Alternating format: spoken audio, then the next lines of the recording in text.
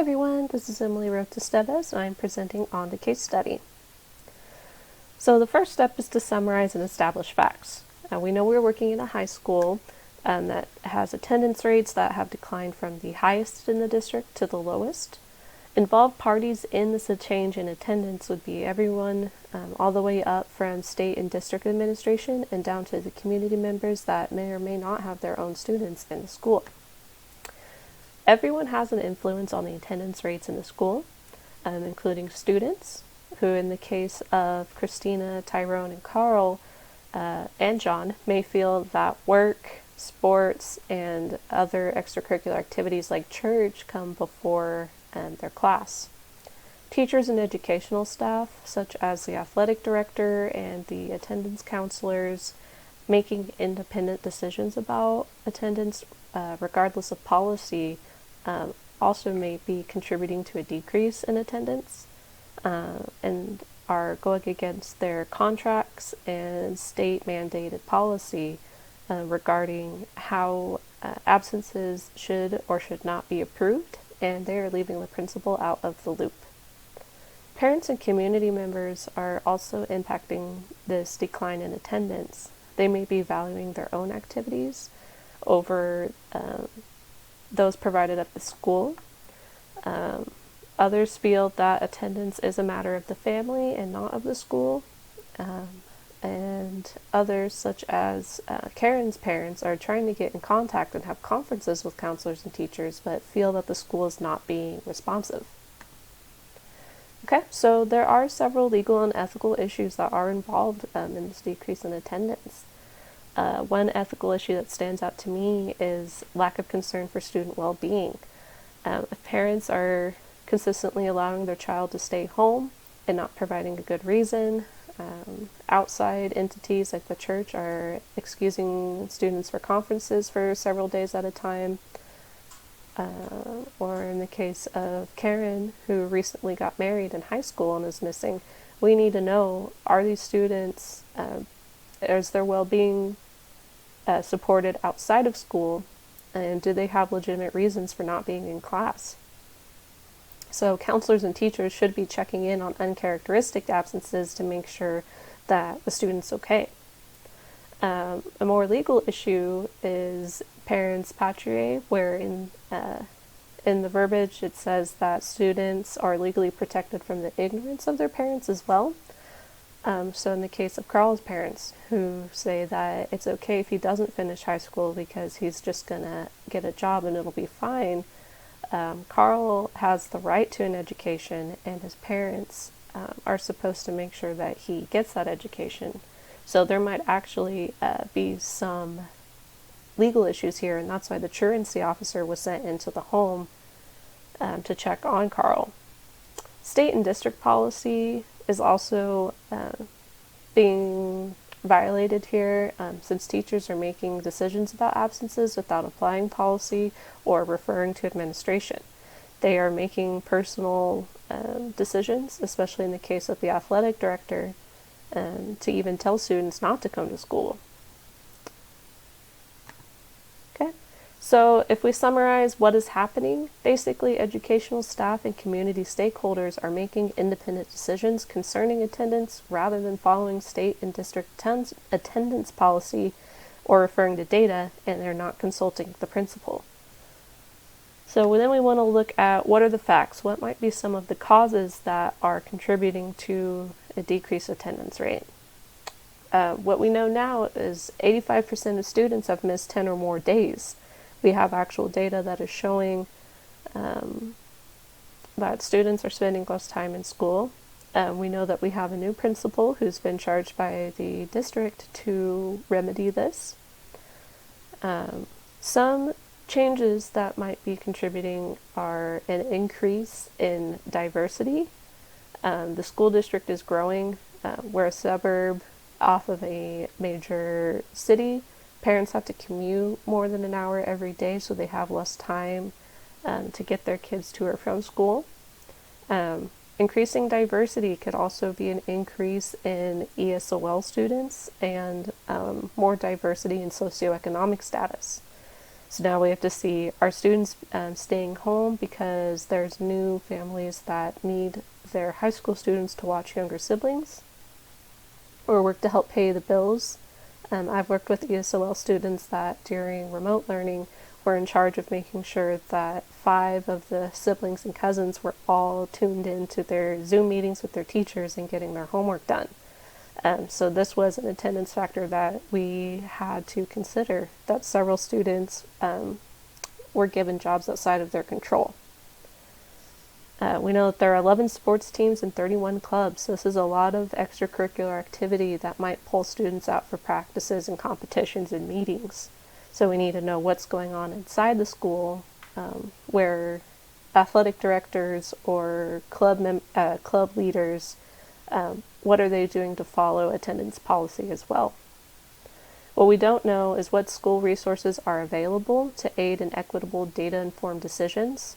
My program right now, if students want to go on a campus visit, we need to check their GPA and their current grades to make sure that they're on track for graduation and that it is safe for them to be missing class time. So we need to use the data available and make sure that we are equitably enforcing the policy and not letting certain student groups, like those involved in sports, take advantage of less attendance. So we mentioned some of the stakeholders earlier in the presentation, but I believe all levels of stakeholders can be damaged through unenforced attendance policies. So the students themselves and the community are going to suffer with students that are not passing classes and not graduating, because this would lead to a lack of skilled and knowledgeable young adults that are able to perform the jobs necessary for the community to thrive. And then if students want to go on to post-secondary education, are they educated and qualified enough to be admitted?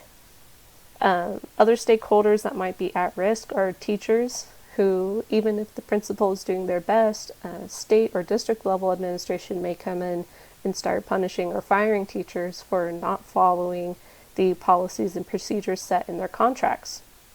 Additionally, if their students are missing class, their grades and their assignments are going to go down as well, and this could be another measure for teacher performance.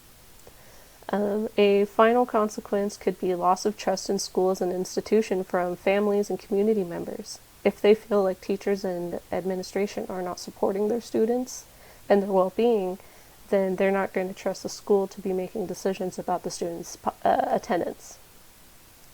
The principal has to weigh the different types of consequences, because excessive unexcused absences could lead to undereducated and underqualified graduating classes that may have trouble getting better paying jobs and post-secondary opportunities, but strictly enforcing the attendance policy after a decrease after so many years could harm the school's reputation with parents and community members that think that their students working or being involved in their extracurriculars is more important. This could especially be true in a community that values sports so much and we have a rival high school. Okay, so before making any decisions, I need to learn more about the situation so I have enough information to make a responsible decision. And this can include sending a survey to all stakeholders. We want to use Likert scale and open-ended questions to gauge attitudes towards the attendance policy. We also need to measure what everyone knows about the state and district attendance policy. We can't expect people to follow rules that they're not familiar with, and we need to address and learn what barriers exist for attendance and what resources can the school offer to help parents get their kids to school. So no decision, no action, like I said, would impact graduating students and their post-graduation opportunities. Student welfare can be neglected. We don't know if Karen, the student that was married, if her spouse is now prohibiting her from getting the education she needs. So we need to check on students like this. People might have decreased trust in the school if we're not sending out qualified graduates or taking care of kids, then no one's going to want their kids to go to the school.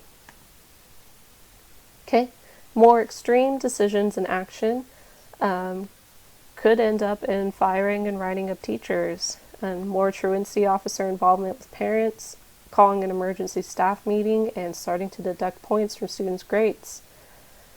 So this one could lead to a lot more tension.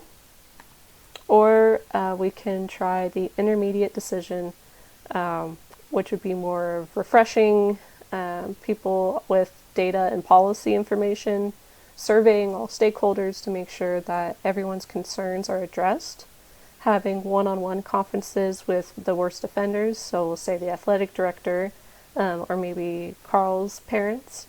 And we also want to connect students with counselors and social workers. We want to make sure that everyone has a point of contact to ask questions about if they're unsure, and just to know that they have someone to support them.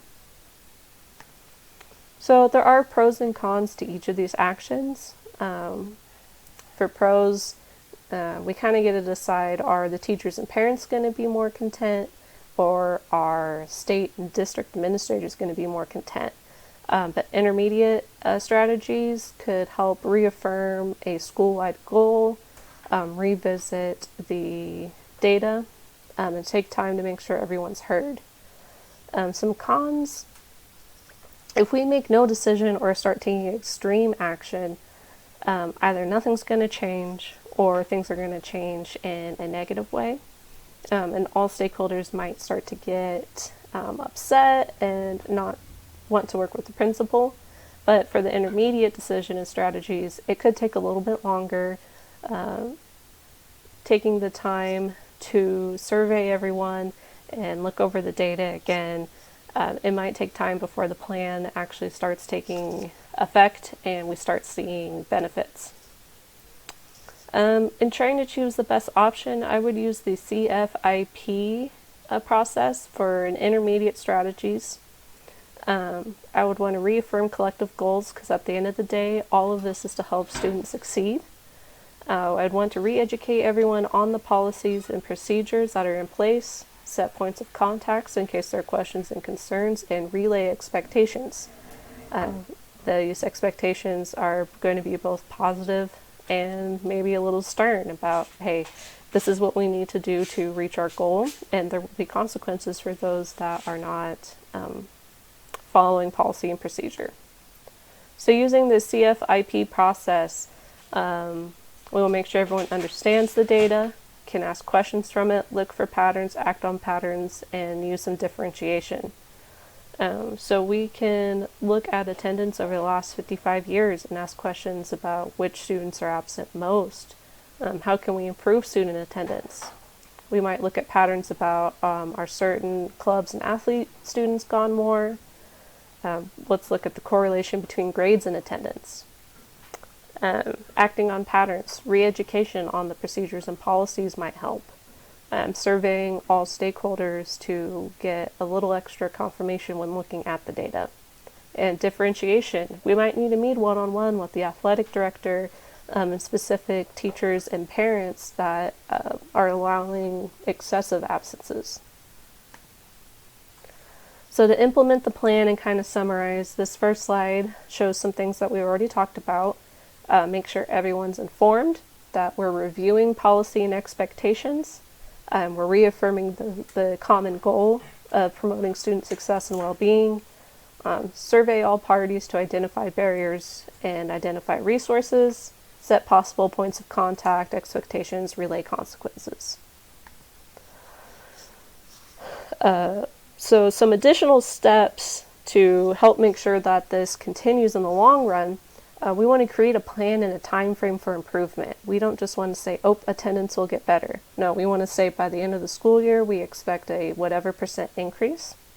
And along the way, we want to celebrate successes. Which teachers and students have shown improvement?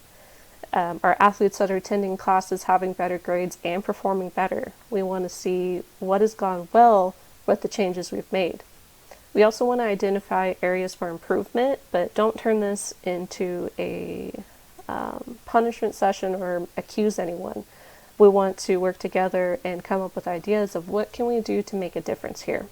And we need to repeat this process every school year to make increases in time. We're not going to go from the lowest to the highest in one school year. Okay, so everyone needs to be informed. This might include parent letters, staff meetings, posters in the community, and if this doesn't work, we may have to go to slightly more extreme action.